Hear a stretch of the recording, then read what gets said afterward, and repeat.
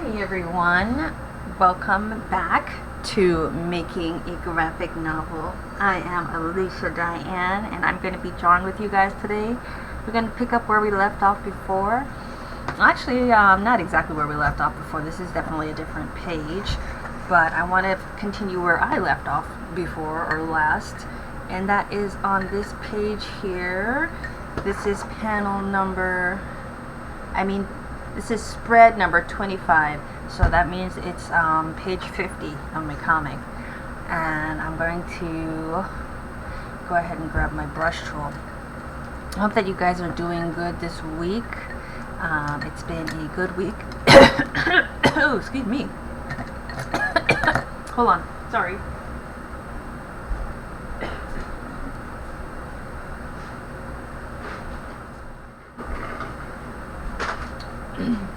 Oh my gosh, the only thing about like shooting live is that when stuff happens, it's not edited out.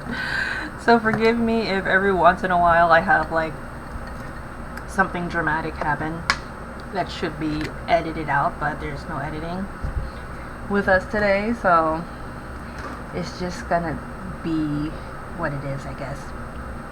Kind of like the Wendy Williams show, but for cartoons.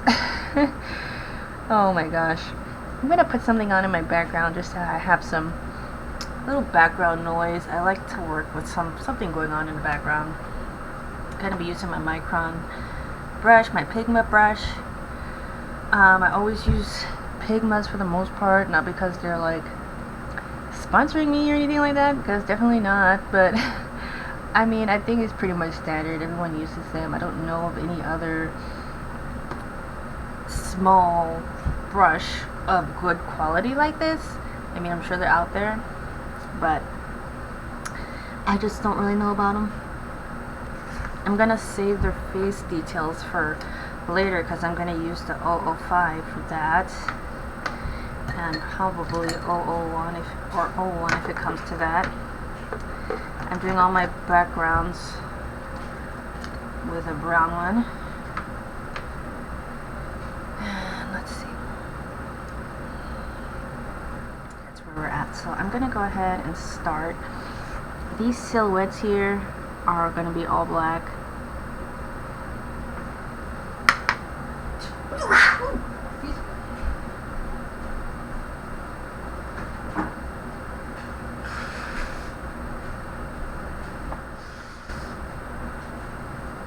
I don't know if I'm having like allergies or just that it's because my hair is wet. I just washed my hair. I don't know. But hopefully I don't sound like nasally the whole time that I'm recording with y'all. But anyway. What can we talk about today? Other than I haven't gotten the chance to sit down and work on this in almost a week. When was the last day? I think exactly 1 week ago. It was last Tuesday I was working on it. And I don't think I've gotten a chance to work on it again since then. I've been working on 2 jobs, well, 2 day jobs, and then I have, this is my other job, of course. And then I have my domestic work as a mom and wife and all that, and caretaker to a few animals. But I haven't got a chance to sit down and work on this in a week, and I hate when that happens, because if I go for a certain amount of time and I don't like get done what I really want to get done, I just don't feel good about anything. It's like hard for me to get past. I like to be continually making progress, and that was one of the things I was actually listening to in my long commute to Venice or Marina del Rey.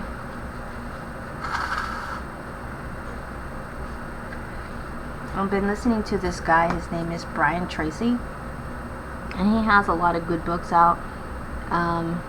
One of the books I've finished reading recently for the 3rd time actually is Psychology of Selling. I mean, naturally, I don't know how to sell anything. Like, I couldn't sell tuna to a hungry cat. Like, naturally. So I have to learn everything about it, because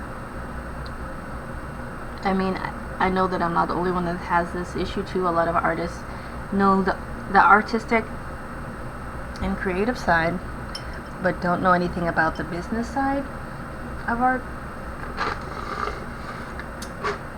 And that's kind of where I fall.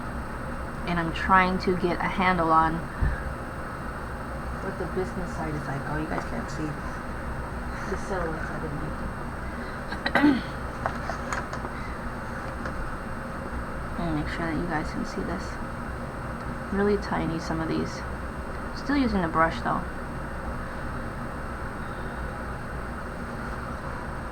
I've got my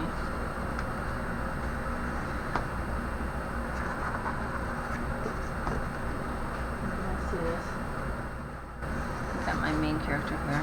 I have to figure out a better way to handle, like, when I'm doing the bottom half of a page. Let me make sure that it's still showing on the screen.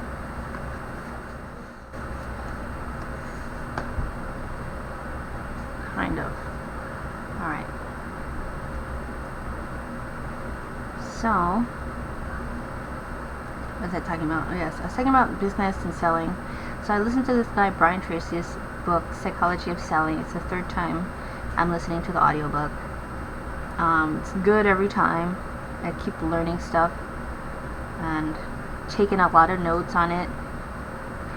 But I still want to learn, like, even more as I go. I want to keep on learning it. I want to, like, really know what he's talking about better, because I feel like I have a lot to learn in that department. Like, whole lot.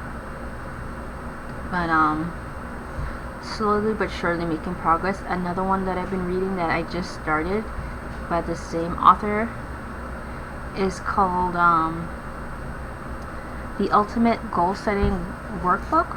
Oh yeah, but that one is also an audiobook, and I have them both audio. That one is like,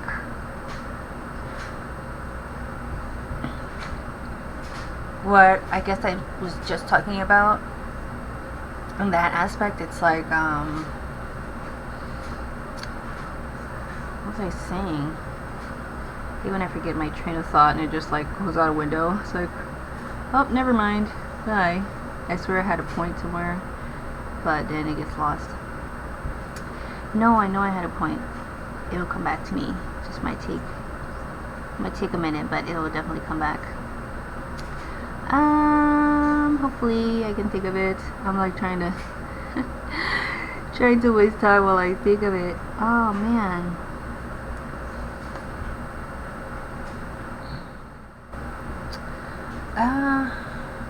God, is it about like being productive, or like, what was the point of that? Oh well, I will probably remember as I go along, so I'm just gonna keep talking and maybe my point will come back to me. Hopefully my point will come back to me.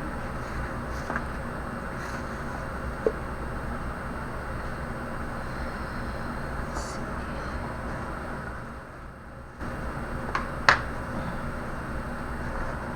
Alright, so maybe, let me see if I can arrange this panel in such a way that I can show it while I'm actually doing it. And again, I'm saving the face details for after I do the outlines, because I want to do this with a smaller pen. But I think I was talking about like being, like, not feeling good about when you're not productive, and I don't know. That's the thing too. It's like you can be busy and you can have a lot of things to do, but if you have like one thing that you really, it's like that another book that I read by him too. It's called Eat the Frog, or Eat That Frog.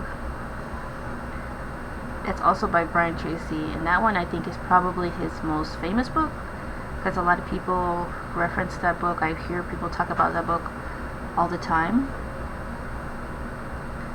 But I mean, it's all about time management, and getting the most important thing done in your day first.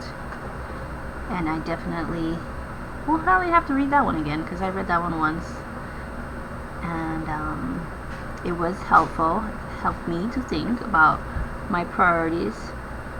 Sometimes it's hard though when you have like obligations, or what feel like obligations, that no one else is doing for you, and then it's just like sometimes the priority gets sidelined, but it's like I have to take responsibility that I let my priorities get sidelined, because ultimately whenever we don't get something done, it is only our own fault, you know? Like, no one else is responsible to get it done. It's only we can do it. Like, talk about those tasks that only you can do. Those are really the important tasks. If it's something like washing the dishes or taking out the trash, it doesn't require your special God-given talent to do that. It's just something that gets done, or needs to get done, or should get done. But it's not necessarily, I don't know, is it a priority? Is it like, because sometimes to me it feels like it is, because when I'm working on my comic, I'm working from home. Like, my studio is in my home, like what should be my dining room, I turned into a studio, so I'm right next to the kitchen. If the cat litter is full, or if the trash isn't taken out, I can smell it, and then I can't work like that. I can't work in under these conditions. I just have to clean it up first, and then I can work. I get some help with that sometimes, but a lot of times there'd be like the certain things that are around that I'm like, oh no, this needs to get done. But it's like my work environment. I wish I did have the luxury of like having a separate workspace, or at least like those little casitas, you know, like the little house outside of your house, where you can just at least forget about, like you can at least go into another environment, even though it's still, you know, technically part of your house. It's still like feels like you went someplace else, and technically you kind of did, because you don't have to look at, you don't have to smell, you don't have to be bothered with the things that need to be done at home. It is a major distraction to have to work from home, because I have this open concept, and I don't know, if the house is like looking a mess, it's very hard for me to focus and work. I mean, I do it anyway when I need to, but most of the time I like to keep my workspace clean before I even start. And the best way that I've learned to do that is just to clean on the weekend. But oh, you'd be tired too on the weekend. But I think that's the best course of action that I've come across, even though I do work on Saturdays and Fridays.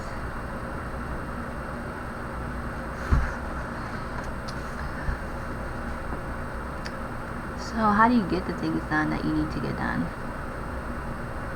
I think sometimes you just have to make yourself do it. You just have to say, alright, I'm doing this right now. Like, screw everything else for the moment.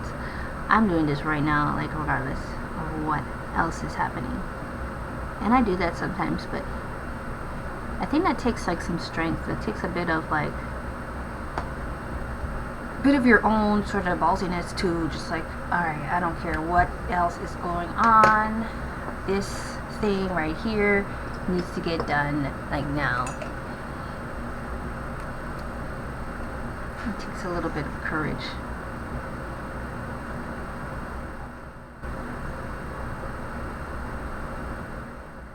This is like a little, you guys will learn more about this as the story progresses.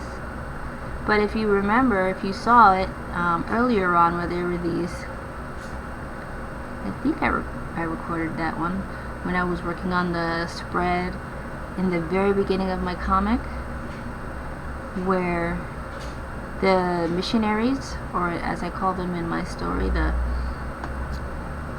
are they called? I forgot the word I used. The surf questers. Why did I forget for a moment? Probably because I finished writing it so long ago. I feel separated from it. But the missionaries are called surf questers, and they're basically just coming into the area, through like the grasslands, and they're entering into this area. But that was when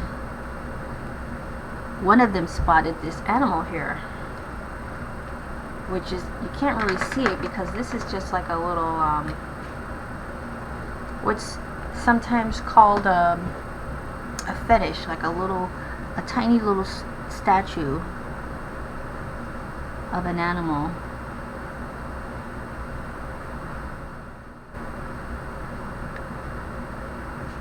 I think I might have somewhat got that idea. I mean, they do make them in many cultures. I've seen photos of them making like wooden ones in Kenya and in different parts of Africa, but I've seen like gift shops in Kenya where they have like these little wooden animals.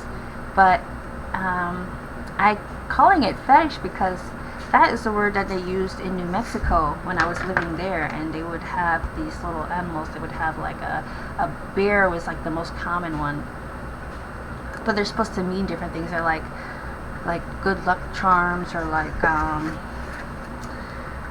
not in that same sense, but I mean that sounds like a very culturally appropriated way of saying it, because they are from Native American tribes. I think they come from Pueblo and Hopi tribes. But they basically are like little forms of like protection and healing. They're supposed to be like basically an ornament of positive energy. So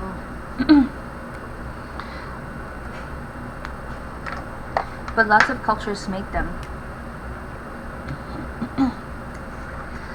Like you might have seen like the ones like they have the dog in Coco. Like, have you ever seen the actual sculptures they make of those? The spirit guides, the animal spirit guides. They used to sell them in New York, I know, all the time. They're like colorful, brightly colored, painted. They would have like snakes. They would have like turtles, horses, I think. Basically like any kind of animal you can imagine, but they would just paint them in these wild colors, like Talavera style. And they're supposed to be, those are the Mexican ones, and the Central American ones are like those are like spirit guides. So I know a lot of cultures make the little animal ornaments, and they all have different cultural meanings. But basically they're all supposed to be like a positive energy. As far as I know, unless there's evil ones out there. I know there are definitely charms that are like evil too. But that's kind of like the cool thing too about this story that I'm telling you. There is this force of good and this force of evil, and it's basically, ultimately, it's what the story boils down to, the two forces and how they affect us, how they can affect us.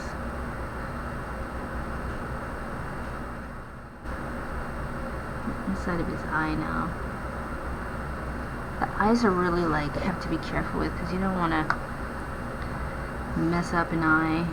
It's really like what people look at when they see a character. In this frame or in this panel, Jaydi's looking down at her brother.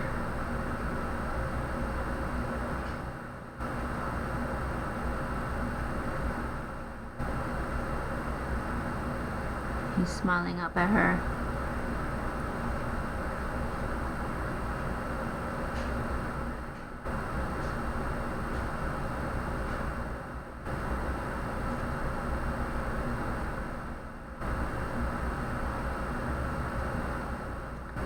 You gonna need to add some more color to these panels also, because I see they're getting a little bit desaturated. That happens sometimes, especially with the watercolor. Sometimes it looks deeper when it's first painted, and then all of a sudden when it dries it's a lot lighter. You have to re-up on your color sometimes. So that's what I'll do.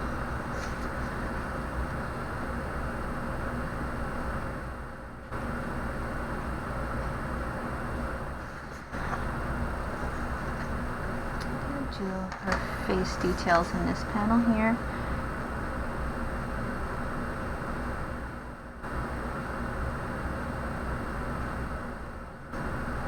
But let's see.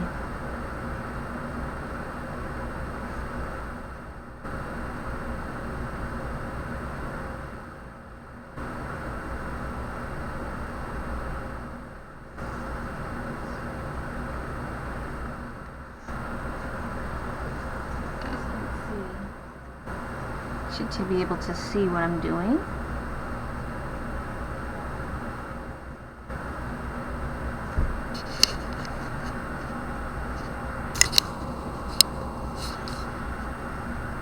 That works better. I'll just adjust the camera.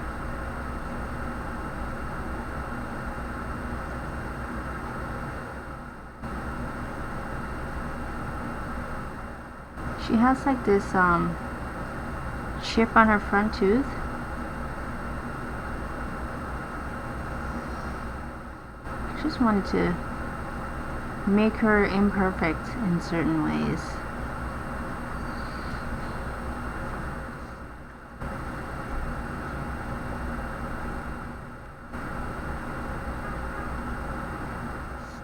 I wasn't sure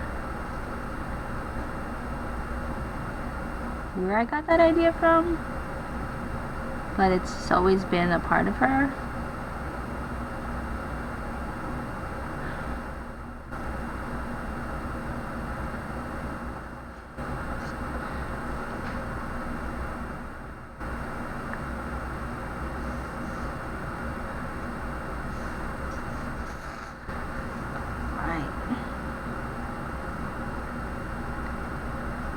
Trying to figure out too, like how much color correction and all that stuff I want to actually do in Photoshop once I get it there.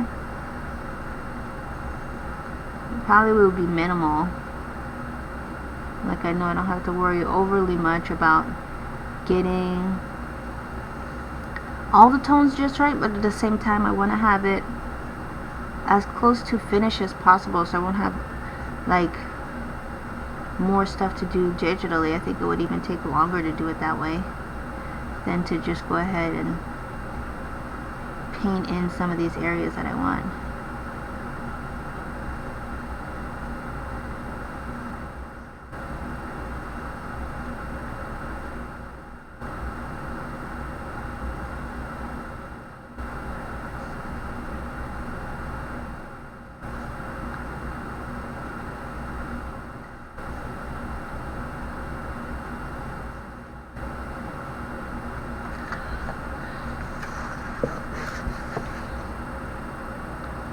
Sorry if you can't see this part. I'm just gonna fix the other half of her face really quickly. Alright, I think I'm ready to do some of the background stuff.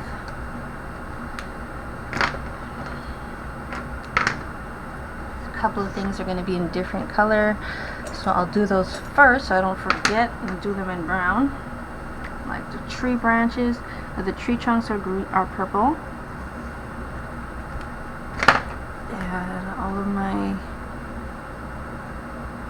little plant life is green.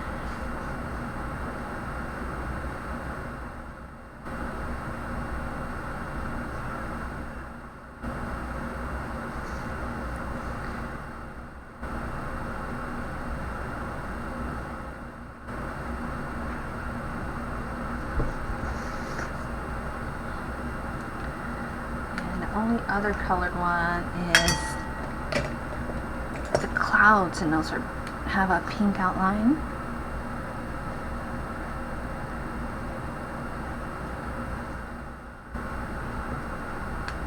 So you guys can see that over here.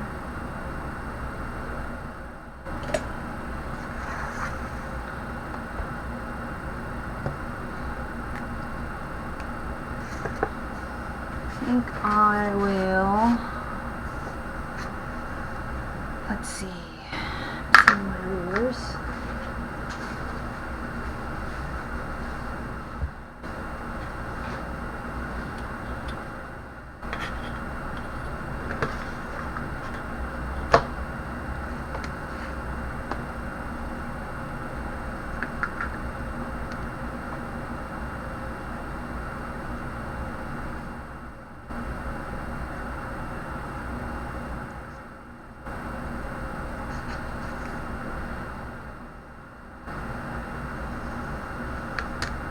I don't know, but I think my brown brush might be getting a little on the dull side. I might need to go on ahead and replace it soon.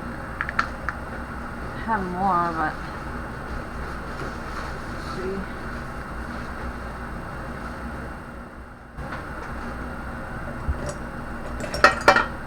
Let's see. Maybe this one is better. Let's see. Yeah, this one looks a lot better.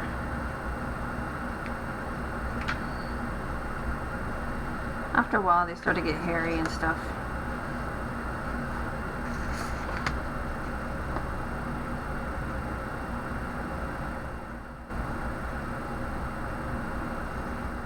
That's way better. Way, way better. Much cleaner that line is.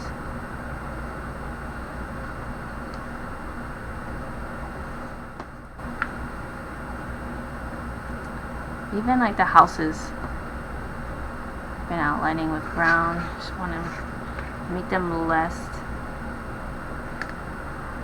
of a focal point than the characters, and that was one way I tried to distinguish the characters from the background, is just lightening up the outline of the background elements, separate them a little bit more.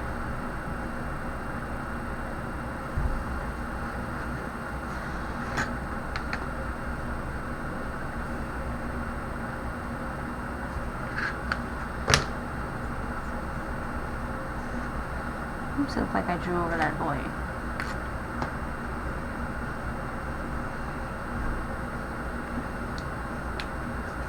can't even see what I'm doing.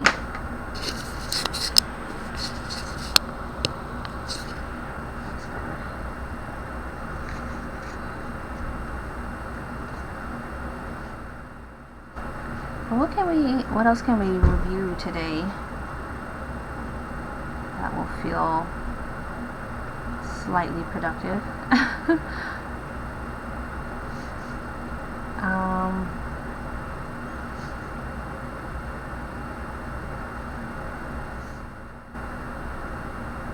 I'm not sure. I'm gonna need to have a co-host soon. I'm not sure how to. I'm trying to think, how can I give you like, what would I want to hear? We should start with that. Oh. Well, for one thing, is that like,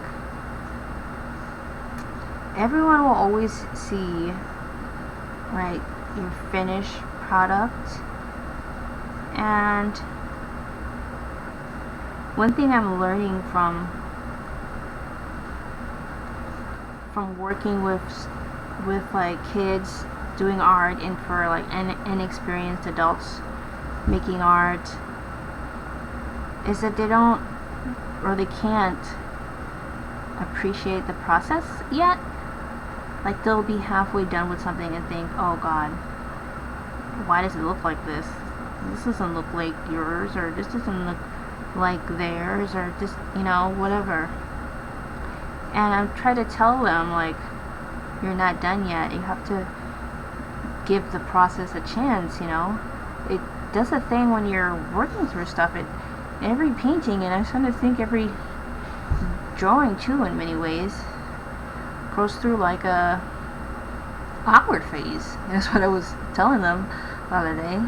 Like, you know, it's not just the instant beauty queen all of a sudden. It doesn't work like that. It's like a process. And I don't know, I guess that's one of those things that come with just, you know, working through the awkward phase 1,000,001 times. It might be people that see your artwork and, you know, maybe they think that you're really good, and they think that like you're just born with this natural talent. But doesn't it take forever to get there? It takes so much effort to get to that point, no matter what it is, you know. And we often don't realize certain people like that are professionals, like, and you think, oh, I can do that, and it's like, no, they're like they've been doing this for a long time. Like, I think of like stand-up comedians, like how long they have to really practice and, you know, work and test out their jokes and get booed off stages, you know, which I think every comic bombs at one point or another. You might not get booed off the stage, but getting no laugh when you tell a joke to, you know, even 10 people, it's humiliating, you know. So I don't know, I think everything is a process, but most people don't see your process. They see like the final outcome, and they might think, oh, I can do that, until they actually give it a try and realize, hey, that takes a lot of work to do that. Even think of like dancers, you know, because I do dance as a hobby. I enjoy it, it's fun, get a little bit of sweat going on a weekend or whatever. But, you know, I'm still in the amateur leagues, or oh no, I guess you could say I'm intermediate. I started dancing like, I don't know, 13, like really learning dance at 13. But still, there's like, when it comes to certain specific dance styles, there's people that are way miles ahead of me, you know.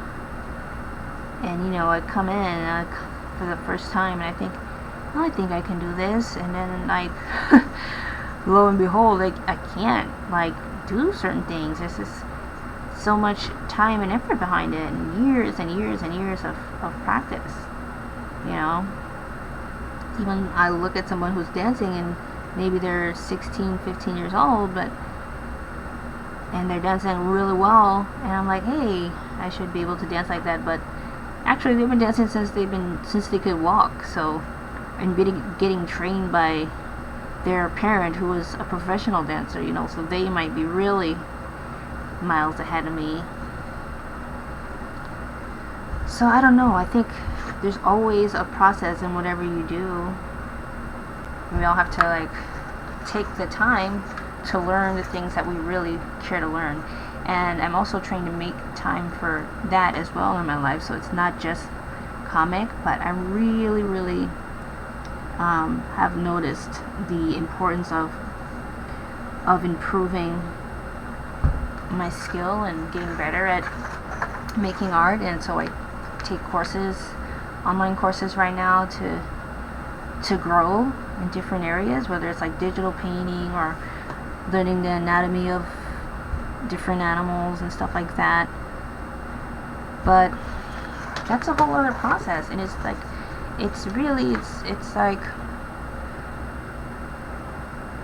that's hard for me too, because then how do you prioritize learning from working? And they're both really important to me. I have to like make time to do both, because something's gonna have to fall by the wayside, because I just can't do all the things I want to do in one day. It's just not even possible. I'm not going to be able to get all of it done. So how do I really prioritize what I need to get done and what I really care about getting done?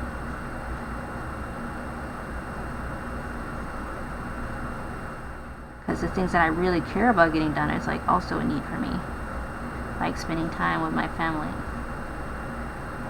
like making sure my son gets attention.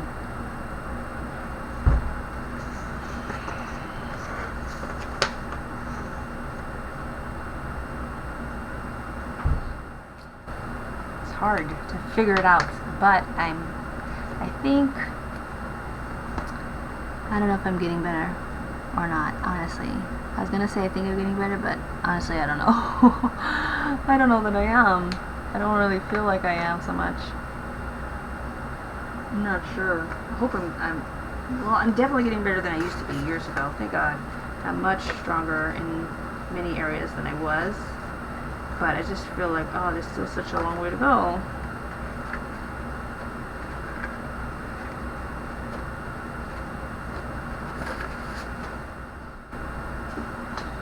I was wondering if I should do this tin thing in brown, but yeah, I'm just gonna do it in brown. Can you guys see this? I'm just gonna do it in brown because I think that even I want these things to stand out rather.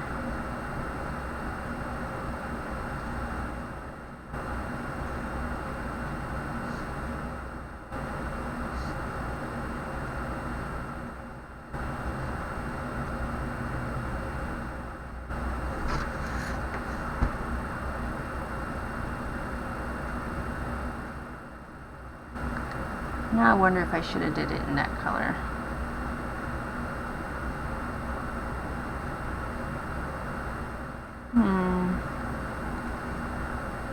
I want to put a couple of scraps in there of the hay. It's just like a little bit.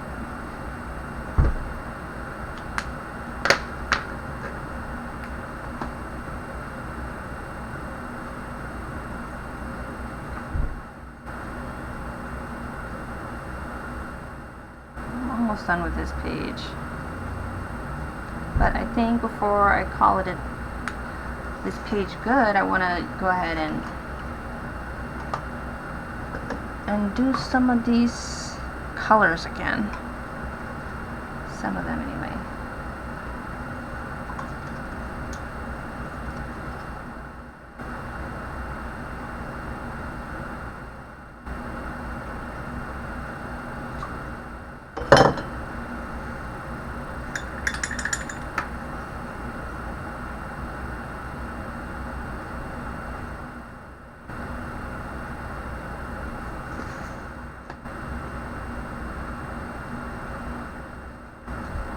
So I'm literally just going to go back over it in certain spots to give it more of the hue that I want, that I'm looking for. And as long as it's not crazy wet, it shouldn't affect my marker. If it was really, really like, you know, damp, dripping wet, it would certainly mess it up. Or if I was to try and wipe it, oh god, that would really mess it up. But if I'm careful, keyword careful, I can do okay.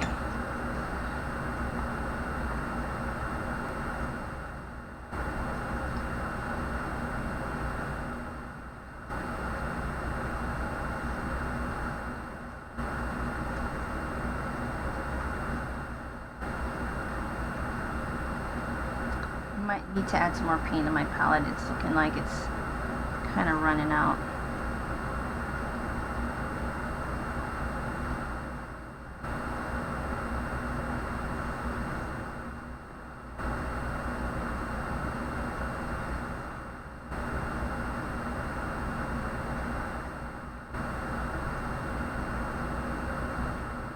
Yeah, definitely. Definitely need to add some more of my paint color. It's getting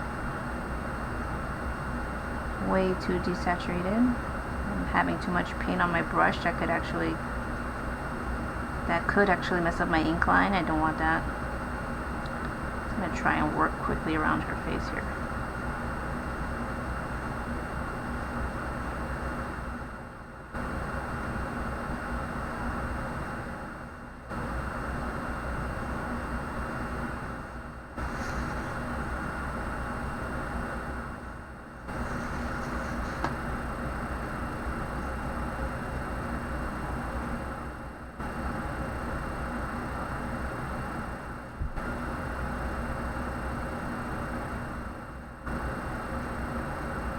That could have gotten messed up.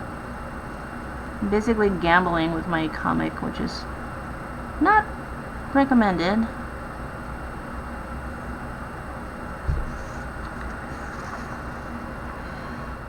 I think I can just barely get away with it.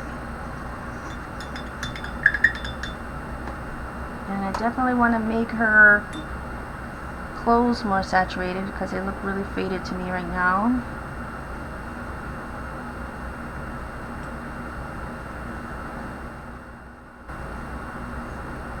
They look like some kind of pink rather than the purple that they're supposed to be. Darken that up.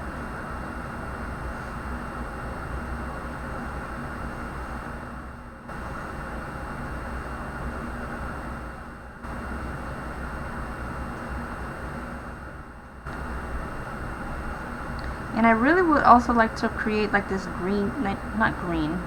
Green will be like the evil color. Blue is my good color, green is my evil color in this comic. Not Jaydi's green on her shirt, but like this like oxide green. It's like a, you know, that evil green that they have, and it's like that death green, that rotting type of green. Not like lively green. There's like the live living color green, and then there's like that ugly rotten sewage green. So that one will be more like the evil one will be that sewagey green.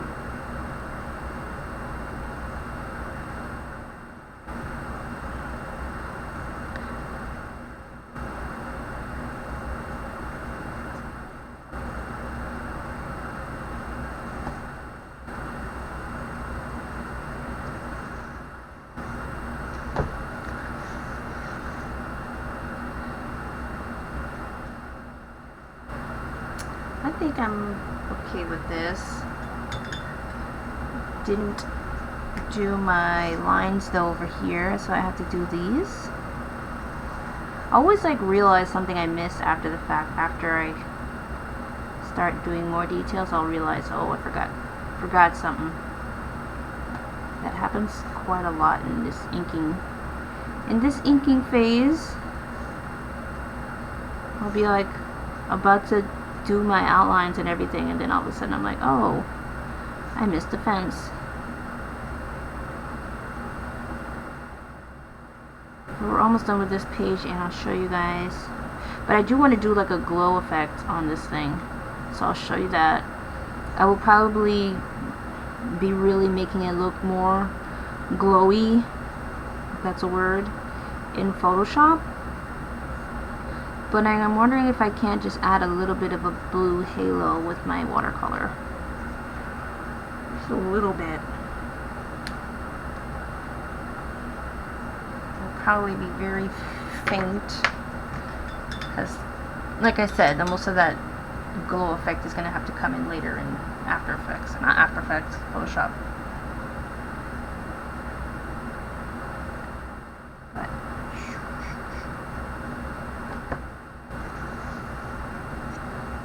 a little paint.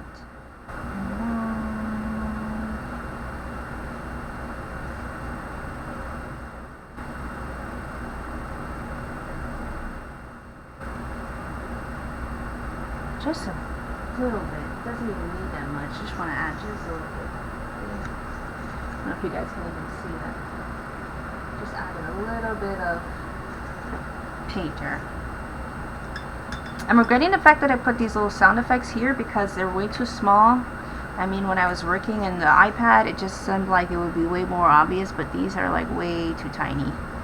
So I think from now on I'm just gonna save as much of the sound effects for after the inking process as possible, because it's just, I've already had 2 misnomers now that I know of. I'm sure there's more than that as far as sound effects go. With one of them is like a typo because I got the Swahili word wrong, and then there's this one where it says, it's supposed to say clink and it says oink. So there's like 2 typos there with the sound effects. I'll just have to edit in Photoshop yet again. That's like my only known resolution, because I can't Control Z in ink.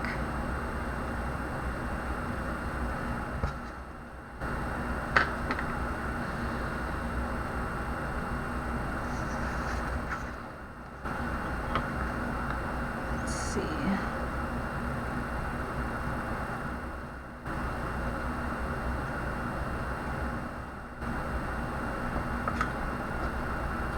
But I mean, as a whole, I'm pretty happy with the way it's coming out. I like it in watercolor much more than I liked the digital version of the color, which I did first. So I'm satisfied with that aspect of it. I made mistakes for sure, but as a whole I'm pretty happy with it. Probably continuing to make edits as I go, but it's not so bad.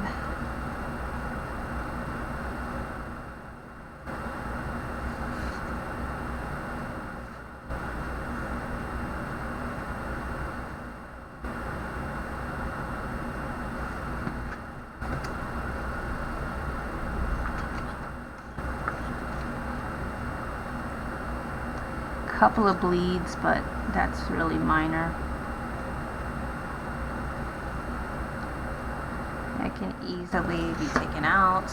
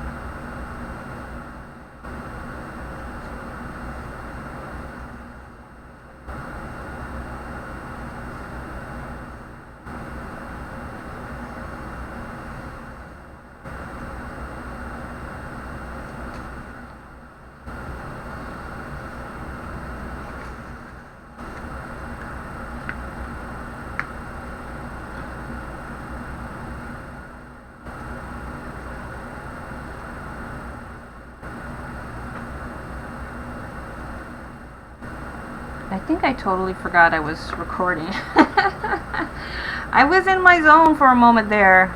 I was just like, oh, this is nice, this is lovely. I'm sorry, I totally zoned out. I was in the zone or the sunken place. Hopefully not the sunken place. I think I was in the zone. So there's that. That's finished. As far up till now, and I like it. I think it looks pretty nice. My whole page. Done. Not bad, eh? And here we go with the next one. This one's cool. This one has this close-up of Bibi Agra. Can you guys see that? Bibi, hold on. She is like the once wise matriarch of the family. She is no longer wise, but she's been through a lot. She has, unfortunately, dementia and has also lost her sight, so she is a little bit unfortunate in that realm, but she's just like a, kind of like the heartbeat of my story, sort of like, I don't know, it just gave her like a real life element for me for some reason. Maybe because I also have a grandmother, and when I first created this story, I don't know how far along my grandmother was, but she now has pretty advanced Alzheimer's, and I don't know, for that reason it just kind of makes me have like this compassion for the character even more,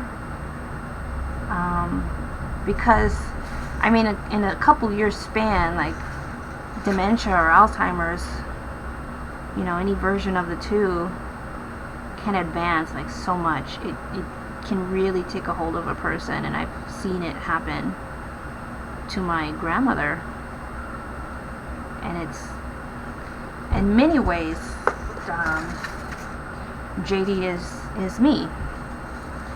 She's not. She has her own life and her own story, but in many ways my character is me. But I think in some ways, in some strange way, every character is me in a way. In a sense, when you make characters, they're all like part of you in some way. Because even when we make characters that are like based on people we know, which we often do, it's like it's a part of your story. It's still part of like your life. And I think that's what they mean when they say write what you know. It doesn't mean like, I mean, I've never lived in East Africa, and I never had this situation and gone through the type of trauma that Jaydi goes through, but I can empathize, and I can put myself in that situation and see, like, you know, and feel like how she would respond and how my other characters respond based on the personalities that become real to us, because they are real. They are like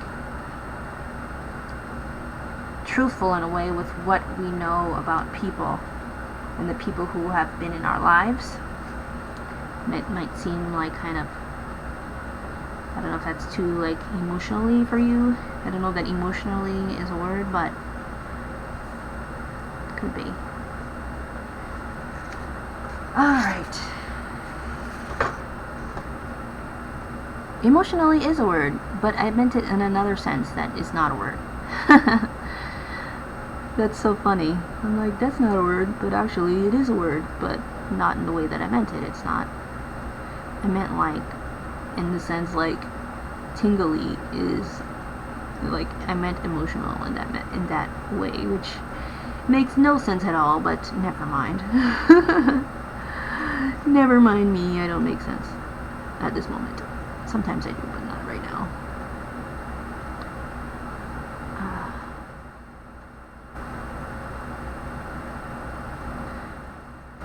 Just trying to give this wood some texture. I'm just gonna have to play with the colors more when I get it in Photoshop. I think I want to desaturate the wood more to make it look more rotted, or like older wood, I have to play with that. See like how I want to get that across. I'm not sure yet exactly how that's going to work, but I think it should be pretty good.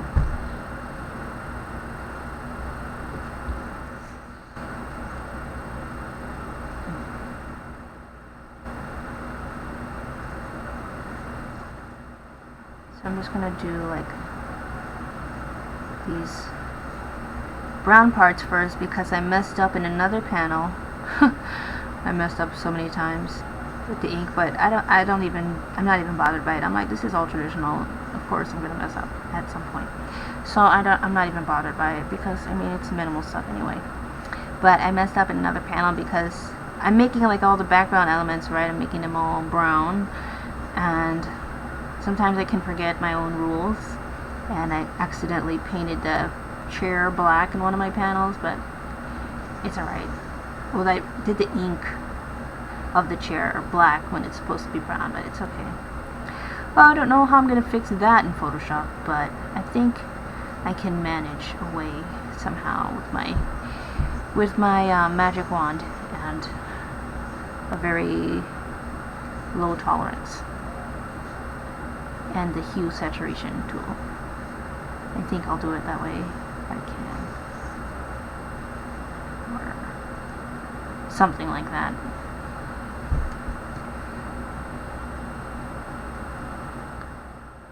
I think I also did the pot. I might just do the pot and just brown from now on because I think I'm just going to do all the background elements. I think my rule was confusing me. I didn't know which background elements would be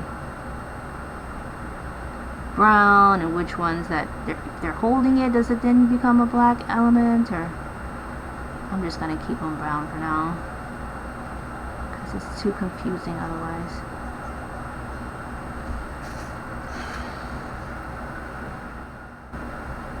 I just don't even know what I'm doing then.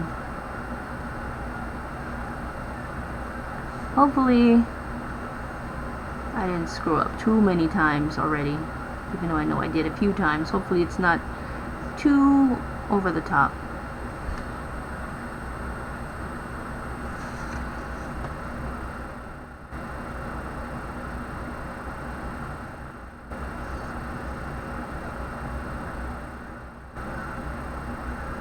That's so weird that I thought emotionally wasn't a word. I think I meant it like, would it be then IE emotionally, or because the regular way is just like LY, is that right? So would it just be like IE? I don't know. And you guys don't care either.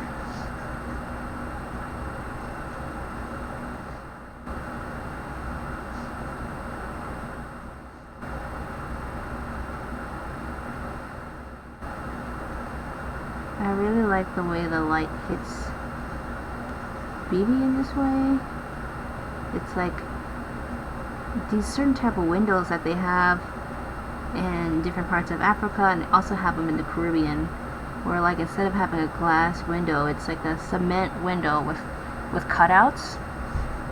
I remember them having windows like that in different structures when I was in Barbados several times. My grandmother's from Barbados, so I would go there a lot as a kid, and they would have like the architecture like that. It's like the, I don't know if you call it like the old colonization windows of like tropical areas.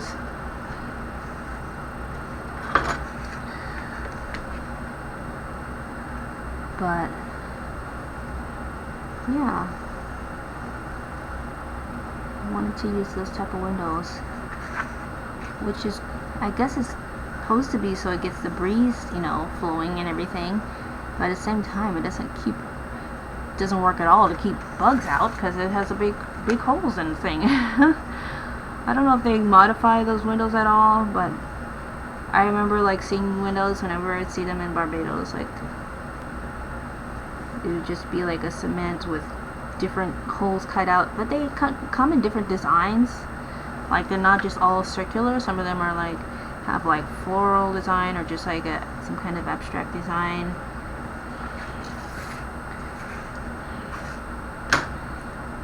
See how I miss lines? Just totally miss them.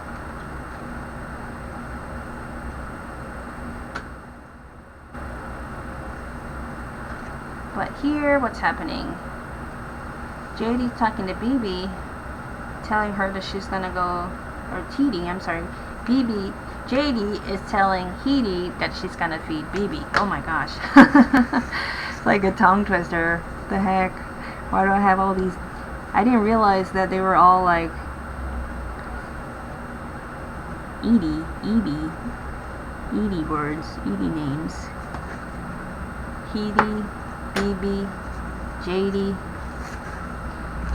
Vandella is different. Sabrina is different. Abia is different. But in the house, almost a lot of people. But BB is not her actual name. BB just means grandma. Her name is Ebra.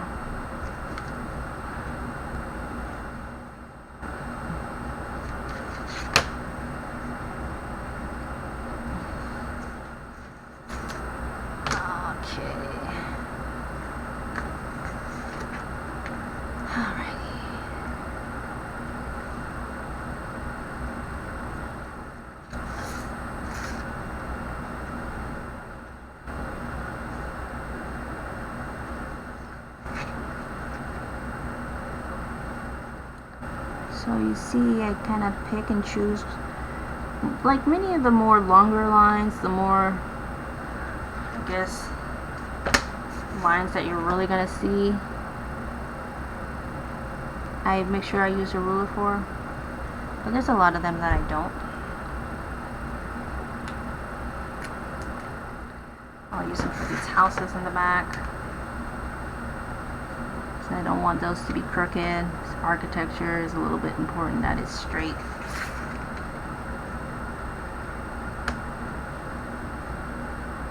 Architecture I'll definitely use rulers for.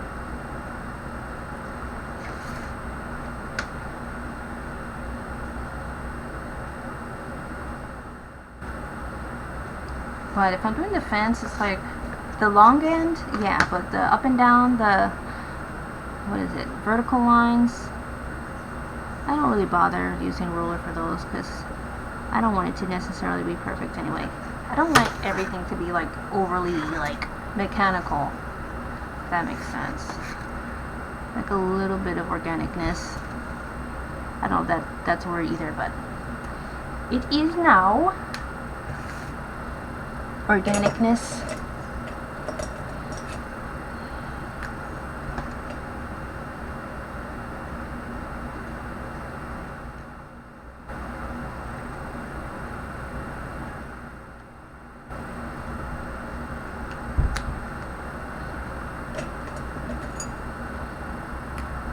Have like this little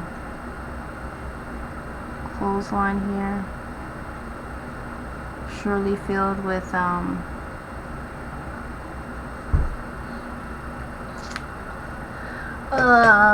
what are they called?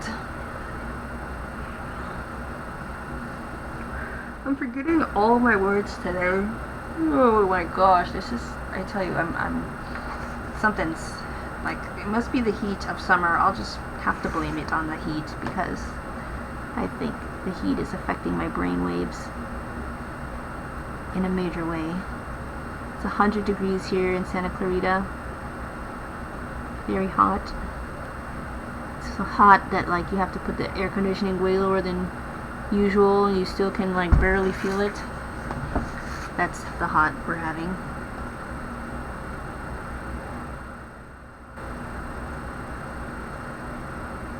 I think it's been affecting my brain cells today.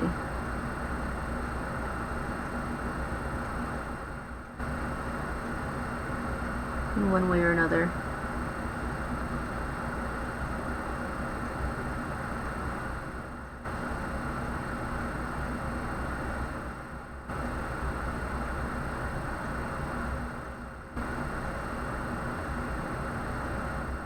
Yeah, the inking part is, especially inking the characters, really easy to get like so into it that it's hard to talk during it. Perhaps it would be good, you know, to pre-record my drawing, but at the same time it's like,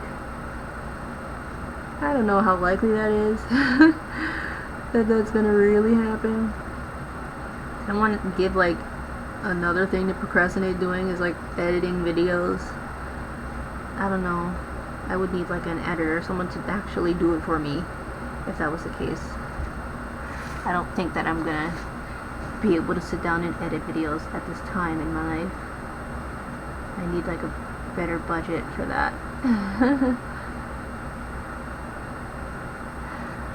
Okay, I'm gonna do the face details with a smaller pen like before, and here's Atsupi back here, the goat.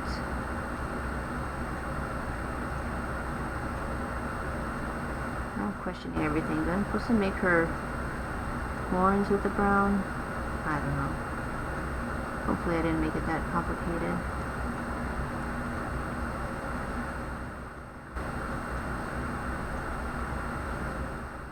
But knowing me, like, she didn't get fed yet, so that's why she's whining. She actually kind of reminds me now that I think of it as Skipper, my dog. She's very dog-like, the goat.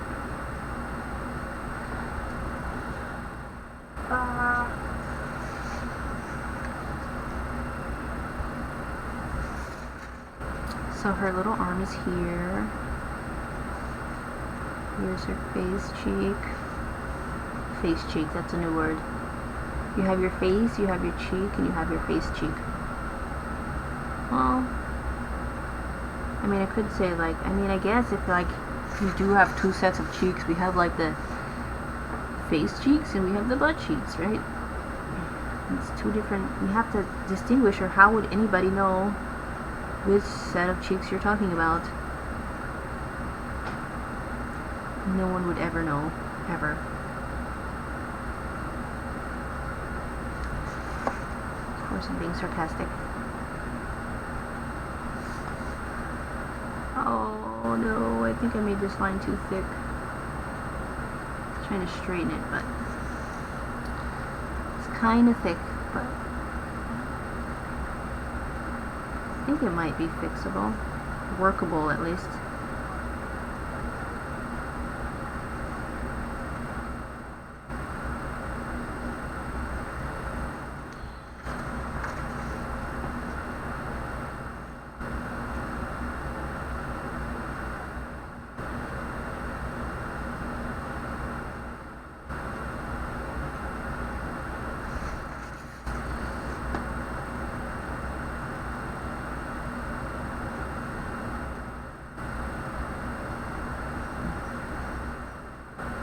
She just has little baby hairs, but I don't know, I think they're cute.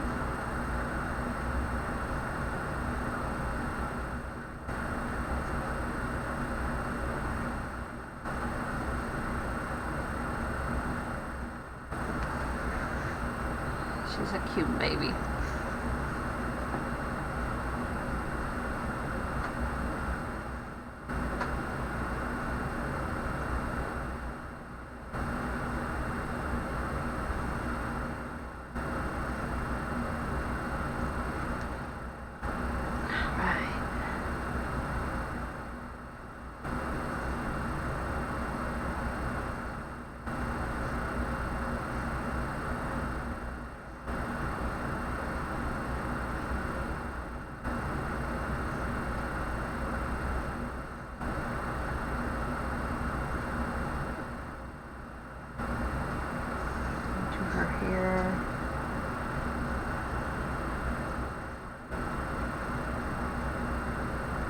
Do her profile with the brush pen because there's no face details there.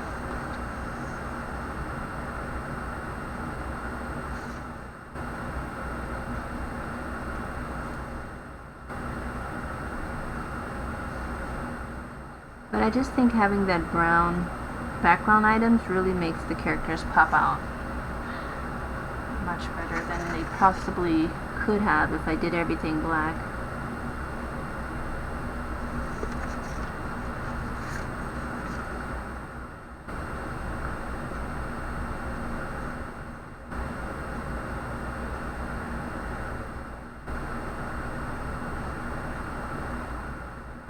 I think it helps.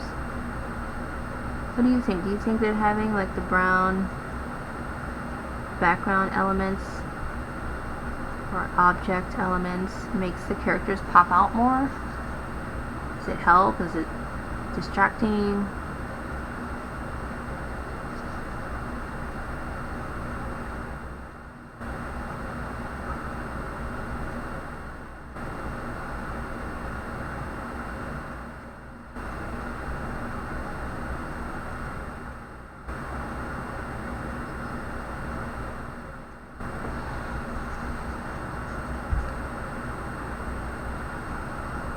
I think it helps. Just make it a little more dramatic. And I purposely did this sort of scene where I have, even though they're still in this lit room, I took out the lights except for the light directly in front of them. And I really did that because I wanted to make the scene a little bit more dramatic. I wanted it to be like really like you're really seeing BB.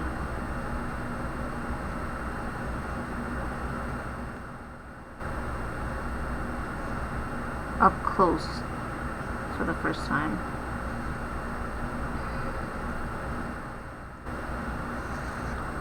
And you're realizing for the first time that she's blind and unresponsive for the most part.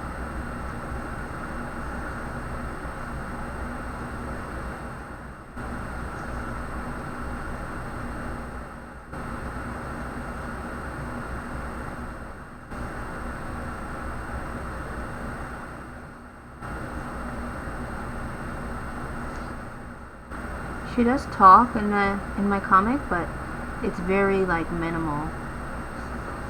At first I was gonna make her a non-speaking character, but I realized that she was stronger if she said only like certain things, like not much. She doesn't have much to say, but it doesn't make a lot of sense really all the time because she's just like, you know, not completely there, but I still wanted her to be there, not just like a object or something. I wanted you to actually sense that she is a person, very much still alive, even though she's in this other, I guess, I don't know, state or realm than the rest of us. I guess it is almost like you're in another realm when your mind is not really there.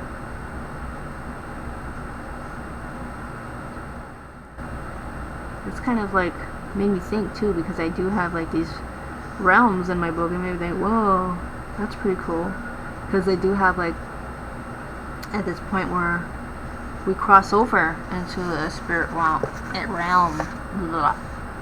into a spirit realm. But I never thought before like how much just not being mentally there, you're kind of in your own realm at the same time. That's kind of interesting. An interesting concept to think of. And yes, I flipped it upside down. And so if you're seeing it upside down, it's because it's also upside down for me right now. Some angles or certain things are easier to sketch when you rotate and flip them.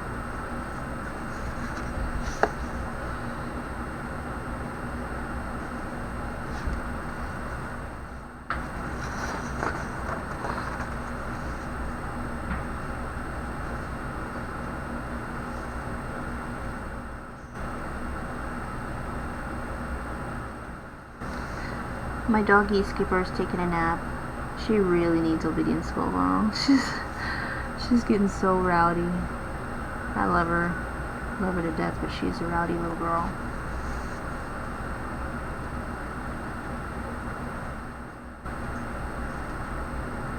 Definitely needs obedience school, for sure.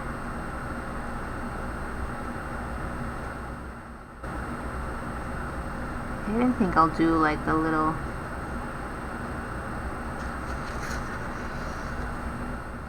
additional details here, like all of these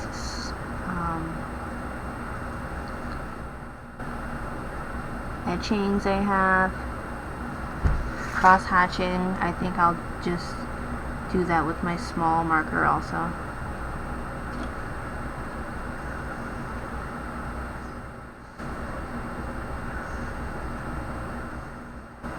Definitely want to do her whole face with a smaller marker. I don't want to even take any sort of a chance of not getting her face, this really important shot that I did of her, not how I want it.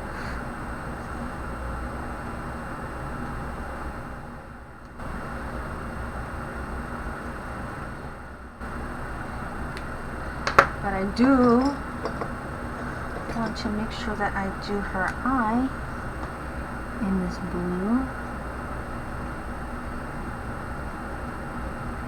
Oh my gosh, it's like coming full circle.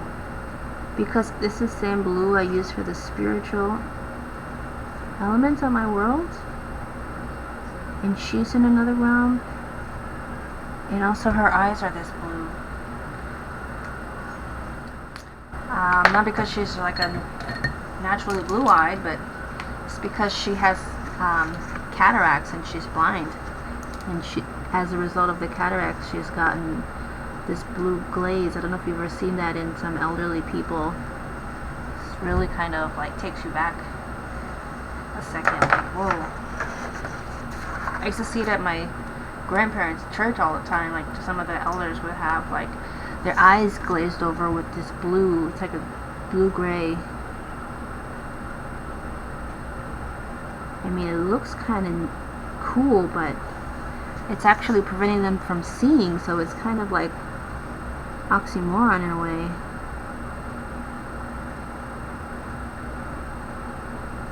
Because the same thing that looks, you know, kind of stunning is like also like a handicap, you know.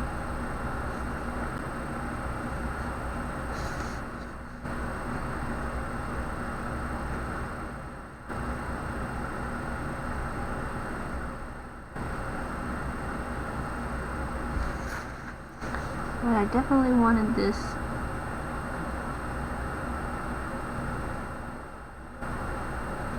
panel to really look kind of neat. So hopefully I can pull it off.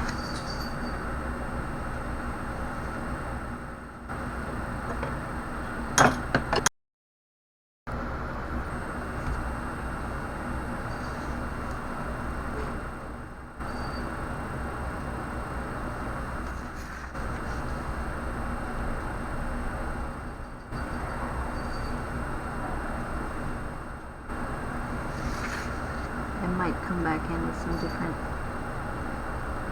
size pens. I don't know.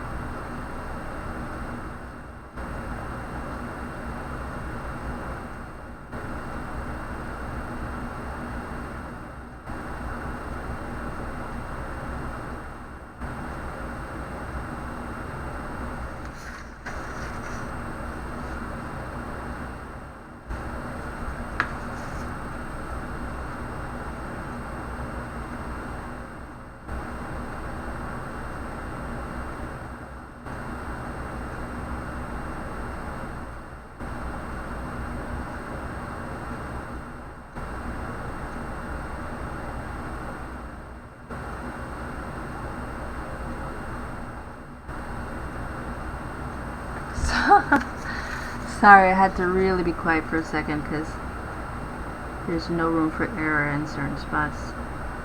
It's like, got one chance to get it right. Better get the job done.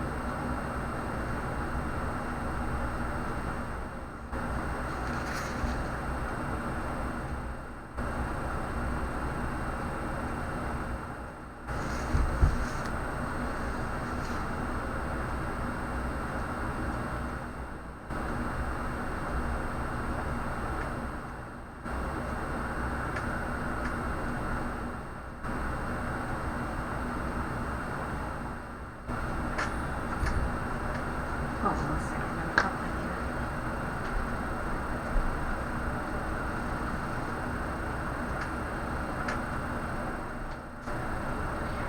Her little fat butt couldn't get in the litter box. She needed help. Had to open the door for her.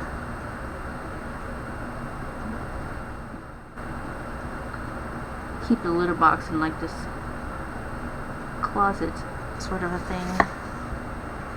It's supposed to be storage, but it's our cat's bathroom.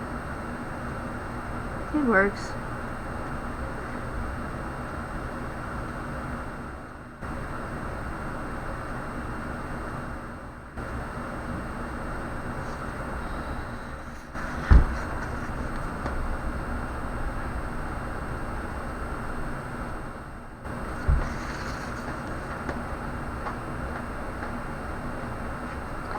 But I was talking about my naughty doggy because she did actually twice today go into the little cat's bathroom and dig up the litter box. Oh God, I know it's our fault. I mean, I already knew from the beginning that it was going to be an issue, so I'd asked my husband to get like something to block off the door, but he did, but it didn't fit. And we since have not gotten a replacement. So we just kind of try and keep an eye out and make sure she doesn't go in there. But alas, every once in a while she manages to find her way in and dig up the litter box.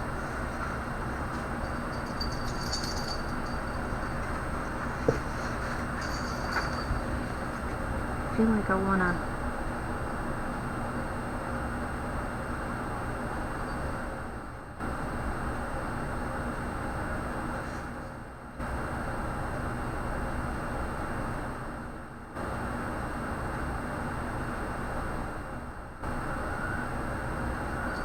curve this up just a little bit more.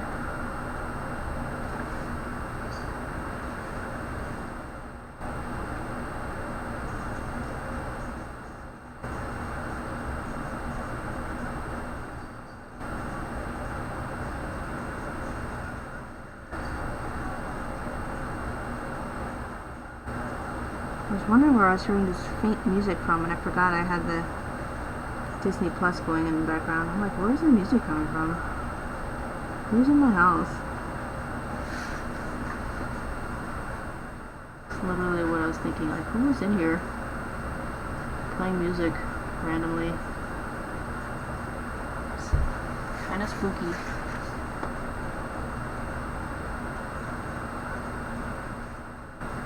So have I already been on here for an hour and a half? Because that was like a whole movie that quick.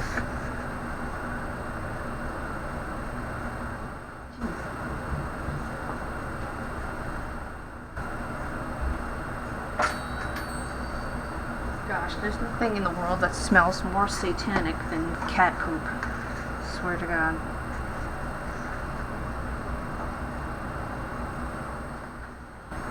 Oh my gosh, it's horrible. You see what I mean though? There's like certain things that like need to be done around the house, like cleaning up a cat turd. Oh my God, it stinks. How can you do anything with the smell of cat stench? So bad. The litter box has already been cleaned twice today, and she just goes in there and lays another fresh one. Thanks, Daisy. Always planting some daisies. still using the 01 for this because eyes are pretty big.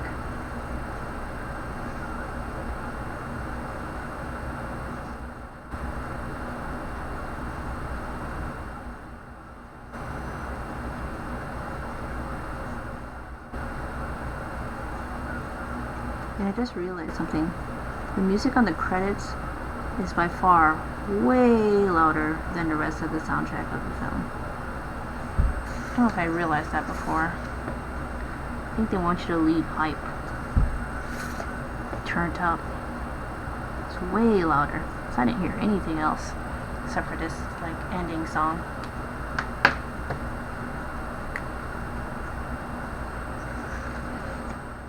I heard nothing else the whole time.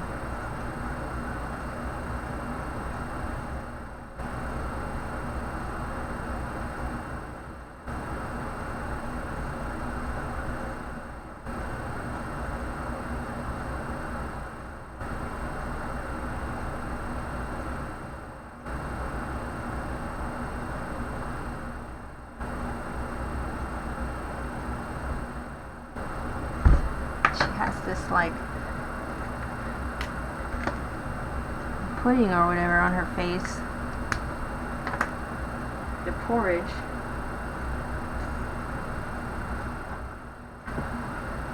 But I don't want it to look like baby poo.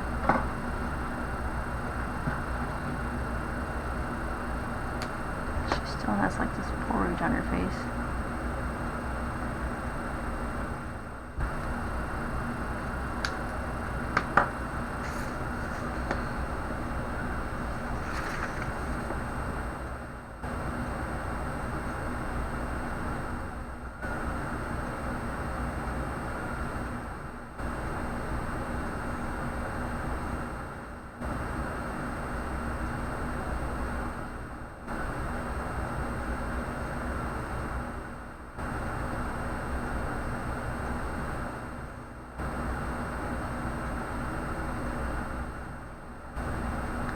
So Jaydi's just talking to her sister there. Well, and I have their faces down here to do also.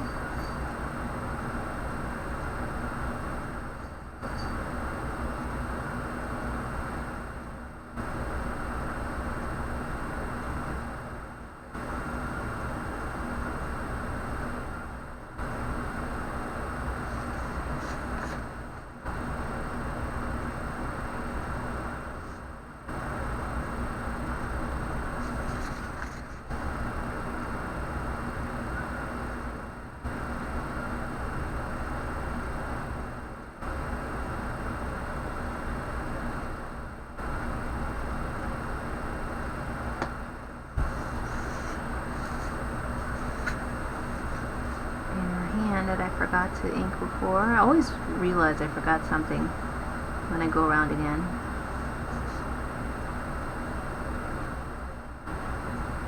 And of course, BB, her face as she's doing her morning prayers.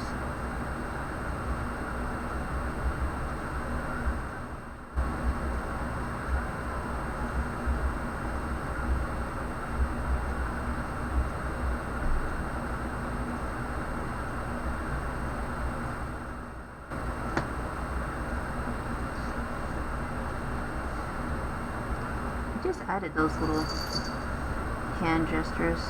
Just felt like maybe she has like, you know, trembling hands or something. She is very old. But there we go. Just gonna do the outlines for this.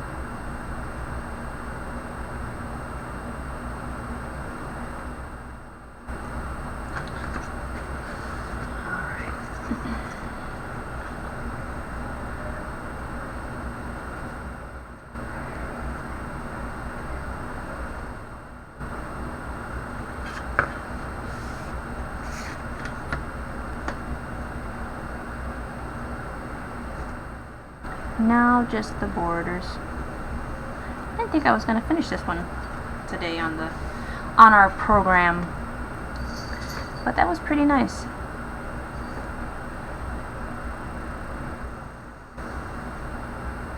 To get both of these done.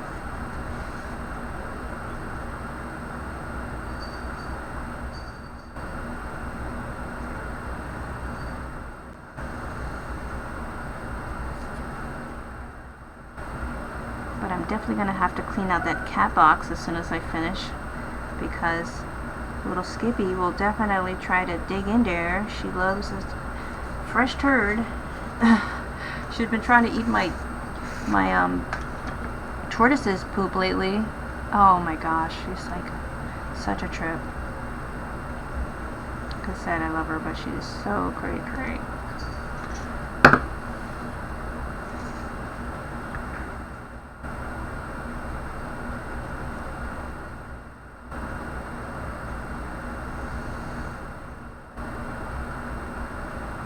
So cray. Okay, guys. This is our progress for today. Can you guys see it? I think it's quite lovely. Hopefully, I lose my connection. Oh, yes. Panel spread number 25 is officially complete. Page 1 and 2 of spread 25. I'm very proud. I'm not really like made up and stuff, so you guys won't see me today, but I am really happy to be with you guys this week. I'm really happy to share my comic with you, my love of making this with you. I will probably go ahead and add some light lines. I'll do like minor stuff, of course, but for the most part it's all done. I just want to thank you guys for joining me today, and I will see you guys again next week. If I'm not back again this week, which I might be, who knows. Thank you guys so much for joining me. It's a pleasure as always. And in the meantime, be grateful, live balanced, and be yourself. I'll see you guys next time.